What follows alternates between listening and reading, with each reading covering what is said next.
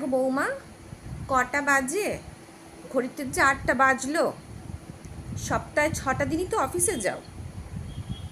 আজকে রবিবার, একটু সকাল সকাল উঠে কোথায় আমাদের চা জল খাবারটা দেবে, তা না।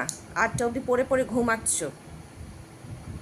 কি বলবো, তোমরা সব আজকালকার মেয়েরা শ্বশুর শাশুড়িকে একটু সম্মান পর্যন্ত দিতে জানো না।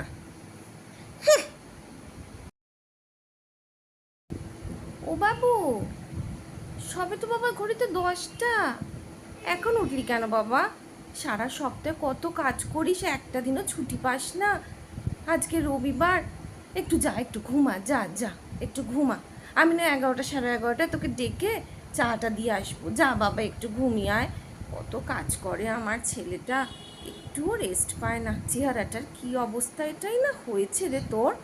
সত্যি, আহা গো,